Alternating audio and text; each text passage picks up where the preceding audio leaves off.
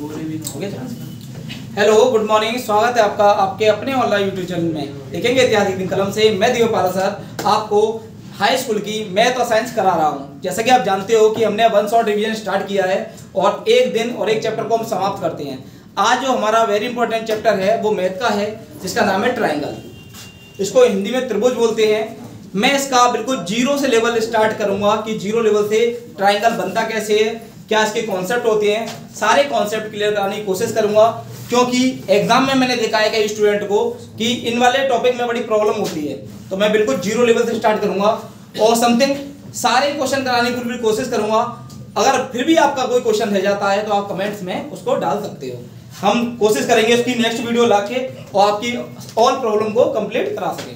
चलो चलते हैं, देखिएगा ट्राइंगल क्या होता है। पहले कॉन्सेप्ट समझो, ट्राइंगल क्या होता है। त्रिभुज जिसकी तीन भुजा हो, तीन भुजा मतलब जिनकी तीन साइड हो बेटा, उसे बोलते हैं त्रिभुज। जब तीन साइड है तो तीन ही होंगे इसके एंगल, तीन ही होंगे इसके कोण। जैसे कि तीन भुज, तीन भुज हम बोल सकते हैं। अगर मैं इसको ऐसे कर देता हूं, ये ट्राइंगल है। Yes sir. बेटा ये ट्राइंगल है बेटा, ये ट्राइंगल है, ये भी ट्राइंगल है। Yes sir. तो ट्राइंगल बेटा क्या है, जिसकी तीन भुजाएं बेटा उसको बोलते हैं ट्राइंगल। जैसे कि बेटा इसकी दो 1 2 3 1 2 3 1 2 3 1 2 3, ये क्या बेटा ट्राइंगल है। अगर बच्चों में ऐसे कर देता हूं उसको, ये ट्राइंगल है नहीं, क्योंकि इसकी पांच भुजें हो गई, 1 2 3 4 5, ये पंचभुज है, ठीक है ना। इसे ट्राइंगल नहीं बोलेंगे। ट्राइंगल क्या है, त्रिभुज क्या है, जिसकी तीन भुजा हो उसे बेटा बोलते हैं ट्राइंगल। हम एक छोटी डेफिनेशन दे सकते हैं, क्योंकि एग्जाम में जो कैसे भी क्वेश्चन कर सकता है वो बोल सकता है त्रिभुज किसे कहते हैं। तो हम बोल सकते हैं, तो आप देख रहे हो ये तीन भुजा से घिरी आकृति है, एक तीन भुजा से घिरी आकृति को क्या कह रहे हैं बेटा, ट्राइंगल कहते हैं। तो हम सीधे बोल सकते हैं कि तीन भुजाओं से घिरी आकृति को क्या कहते हैं बच्चे, ट्राइंगल कहते हैं। बात सही है। Yes sir. अब तो ध्यान रखना, जैसे तीन भुजा वाली आकृति है ट्राइंगल है, ये तीन भुजाएं तो बेटा तीन इसके एंगल होंगे, एक ये रहा, एक ये रहा, एक ये रहा, एक ये रहा, एक ये रहा। अब तो इसकी पांच भुजाएं तो पांच वाले इसके एंगल होंगे, जितनी साइड उतने ही बेटा एंगल होते हैं। इसके तीन होंगे, इसके भी तीन होंगे। तो हम बोल सकते हैं कि त्रिभुज क्या है भाई, तीन भुजाओं से घिरी आकृति को त्रिभुज कहते हैं। इसकी भुजा भी तीन होती हैं और इसके एंगल भी तीन होते हैं। आगे चलते हैं। अब त्रिभुज कई प्रकार के हैं, बाकी 9th क्लास में पूरा अच्छी तरह करा दिया जाता है कि कितने प्रकार के होते हैं। अभी हमारे पास इतना समय नहीं है, फिर हम कोशिश करेंगे ये सारे कॉन्सेप्ट बताने की। जो आपके हाई स्कूल में जो क्वेश्चन आते हैं उससे रिलेटेड तो सारे क्वेश्चन सारे कॉन्सेप्ट में आपको बता ही दूंगा। देखिएगा, जैसे एक हम ट्राइंगल ले लेते हैं, चलो यही ले लेते हैं। एक हम समबाहु त्रिभुज ले लेते हैं, जिसकी सारी भुजा बेटा क्या होती है, बराबर। चलो मैं एक बार वन शॉट में एक बार बता ही देता हूं ट्राइंगल होता क्या है। दो ट्राइंगल कई प्रकार के होते हैं। ये समबाहु त्रिभुज है, जिसकी तीनों साइड क्या होती है बेटा, बराबर होती है। एक बेटा राइट एंगल होता है, जिसे हम बोलते हैं समकोण।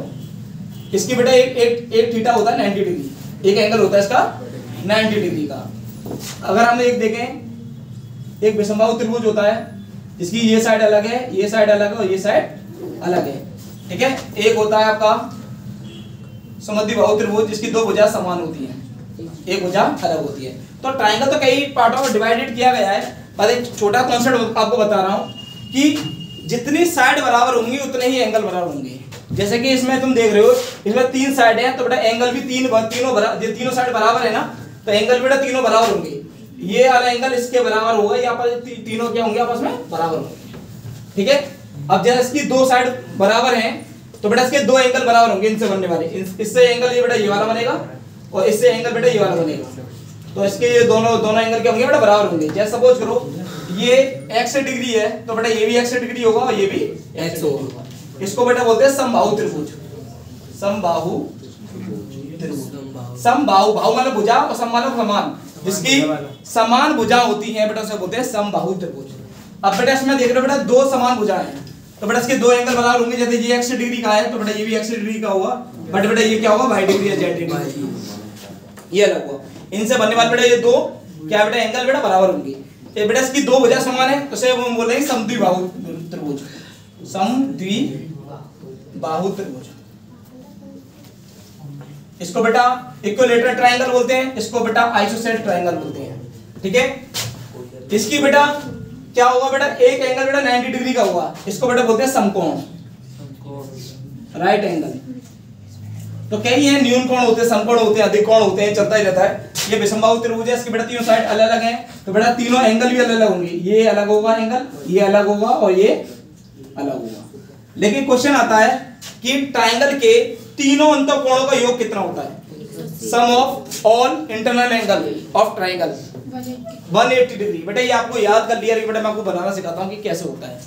एक बेटा विशेष ध्यान रखना, छोटा सा कॉन्सेप्ट है, ट्रिक मान सकते हो बेटा से। किसी भी कोई सी शेप आ जाती है, ट्रायंगल ही है, अदरवाइज कोई सी भी शेप आ जाती है, उसके बेटा इंटरनल एंगल का आप सम बता सकते हो। मतलब अंत्य कोण का, ये बेटा अंदर वाली कोण है, ये बाहर वाली कोण नहीं, बाहर वाली कोण तो बेटा ये होंगी, बाहर वाली कोण ये होंगी, ये मैं बाद में बताऊंगा आपको। अंत्य कोणों का योग कितना होता है किसी भी शेप का। मैं आपको जितनी भी शेप ले लो बेटा, कोई सी शेप का बेटा आसानी से निकाल लोगे ना बेटा। मैं आपको ये याद कराऊं ना आगे वाले याद कराऊंगा। किसी भी शेप का आप निकालना चाहते हो कि अंत्य कोणों का योग क्या होगा, तो बेटा उसकी छोटी ट्रिक है बेटा, वो होती है 180 n-2। n क्या है बेटा, यहाँ नंबर ऑफ साइड्स, मतलब भुजाओं की संख्या, भुजाओं संख्या। जैसे बेटा हमने देखा ट्रायंगल में कितनी भुजाएं बच्चे, 3 है ना।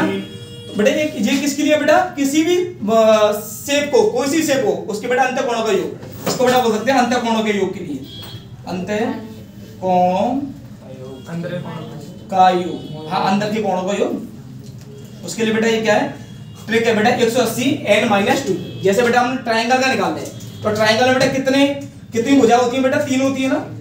तो बेटा हम निकालेंगे 180 और n क्या बेटा 3 होगा, कि भुजा 3 है ना, -2। तो बेटा आप देखोगे 180 और ये 3 में 2 घटेंगे तो 1, तो बेटा कितना आ गया 180। क्या हो गया बेटा, समझ में आ गया ना। क्योंकि बेटा ऐसा है कि हमें 3 है तो बेटा हमने 3 रखा।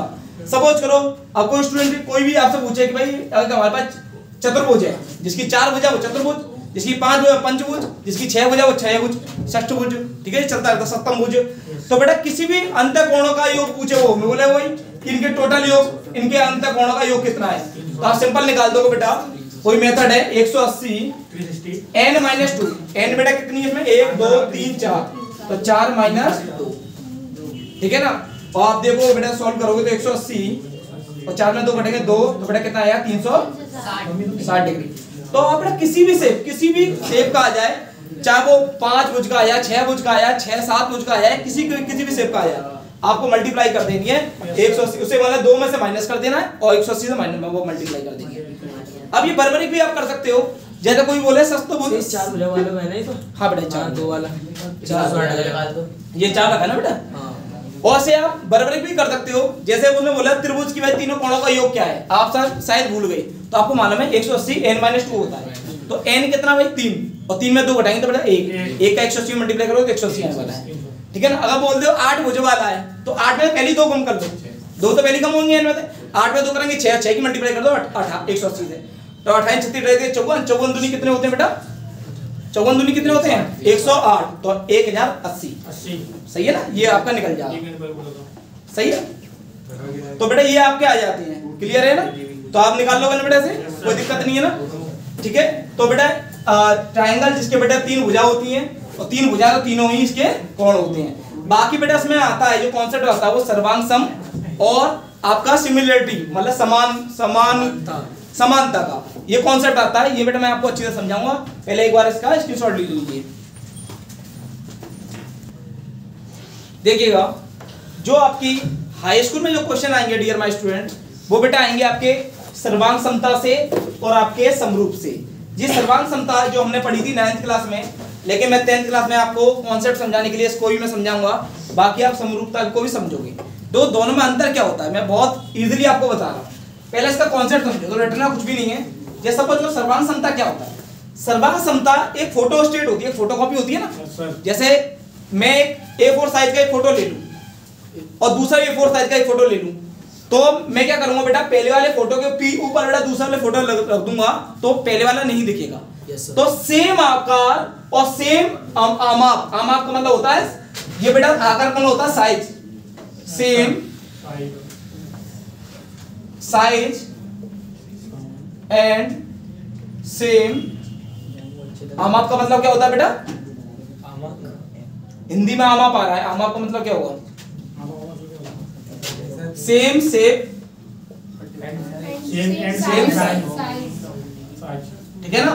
मतलब बेटा इसमें क्या होगा, आकार भी सेम होगा और बेटा साइज भी सेम होगा, उसे बेटा बोलते हैं सर्वांग समता। इट मीन समझना बेटा, जैसे कि मैंने एक लिख दिया बेटा, एक ट्रायंगल बना दिया, एक बेटा मैंने ट्रायंगल बना दिया, ये बेटा 60 डिग्री का है, ये भी 60 डिग्री का है बेटा, और ये भी 60 डिग्री का है, ठीक है ना। अब बेटा ये क्या है बेटा, आप देख रहे हो तीनों बेटा इसके एंगल बराबर हैं, तो समझ सकते हो बेटा ये क्या है बेटा, इक्विलेटरल ट्रायंगल है, मतलब दो तीनों भुजा बेटा समान है ना इसकी, तो बेटा ये क्या है, इक्विलेटरल ट्रायंगल है।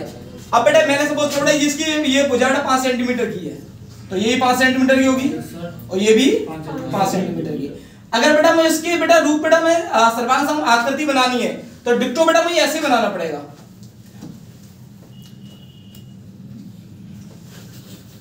ये 60 का है, ये 60 का है और ये भी 60 का है, ये बेटा 5 की है और ये भी 5 सेंटीमीटर है और ये भी 5 सेंटीमीटर है। तो आप देखो बेटा ये होता है बेटा सर्वांग समता, और सर्वांग समता बेटा चिन्ह होता है, सिंबल होता है, वो ये होता है, ठीक है, बराबर है और सर्वांग सम है। समझ में आ गया। इसका मतलब क्या है बेटा, एक ऐसी शेप जो बेटा पहली वाली शेप को ढक दे अच्छी तरीके से, उससे बोलते हैं बेटा सर्वांग समता। क्लियर है, एक ऐसी शेप जो पहली शेप को बेटा अच्छी तरह ढक दे, उसे क्या बोलते हैं बेटा, सर्वांग समता। अब आप कहोगे सर समरूप आकृति क्या है, सिमिलर शेप क्या है भाई, तो ये समझना बेटा, दोनों ये चीज समझ में आ गई बेटा। जैसे सपोज बेटा मैंने एक सर्कल बना दिया और बेटा इसकी रेडियस है 2 सेंटीमीटर, ठीक है ना। अगर बेटा मुझे इसकी सर्वांग सम बेटा एक मानो मुझे सर्कल बनाना है, तो बेटा वो भी किस रेडियस का होगा बच्चे, 2 सेंटीमीटर का होगा। तो बेटा मैं बोल सकता हूं कि ये दोनों बेटा आपस में क्या है, सर्वांग सम है। क्लियर बेटा, कॉन्ग्रुएंस है ये। क्लियर है बच्चे। अब आइए बेटा सिमिलर। सिमिलर क्या होता है बेटा, समझना सिमिलर में क्या होता है बेटा। मैं एक छोटी सी एक बात कहता हूं, ये 60, ये भी 60 और ये भी 60, ये 1, ये 2, ये 3, ये नहीं बराबर होंगे ना, तो 1 बराबर है नहीं।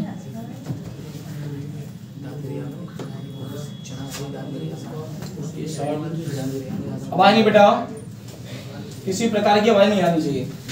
मैं ये ले लेता हूँ बेटा, ये 3 ले लेता हूँ, ये भी 3 ले लेता हूँ, ये भी 3 ले लेता हूँ। एक बेटा मैं सर्कल ले लेता हूँ, एक और सर्कल ले लेता हूँ बेटा। इसकी रेडियस है 5 सेंटीमीटर और इसकी रेडियस है 7 सेंटीमीटर। अच्छा ये 5 है, 7 सेंटीमीटर वाली 2 सेंटीमीटर, ठीक है। ये ले लो बेटा इंडिया। अब बेटा हम इसको बेटा, तो आप देख रहे हो ये अगर देखा है बेटा, आकार तो सेम है ना इसका, आकार तो सेम है ना, लेकिन बेटा साइज सेम नहीं है इसका। समझा, आकार तो सेम है बट साइज सेम नहीं है। जैसे बेटा आपने ट्विन से देखे होंगे, ट्विन में बेटा वो देखने में बिल्कुल सेम लगते हैं, लेकिन उनकी हाइट में बेटा अंतर होता है, उनके बेटा कहते हैं ब्रीथ में अंतर होता है। समझ में आ गया ना, हाइट में अंतर होगा, उनकी चौड़ाई में अंतर होगा, उनकी ऊंचाई में अंतर होगा, ये बेटा रहेगा। तो सिमिलर का मतलब ये होता है बेटा, सिमिलर का मतलब होता है समान तो दिखेंगे लेकिन 100% समान नहीं होंगे। मतलब हाँ, ये तो बेटा होता है, ये बेटा ट्विन्स है और ये होता है फोटो स्टेट, फोटोकॉपी। मतलब क्या, डिक्टो जैसा है वैसे का वैसे ही होना चाहिए, लेकिन यहाँ पर बेटा सेम तो होंगे, लेकिन ये दो बड़ा समान आकार होंगे, लेकिन समान आमाप का होना आवश्यक नहीं।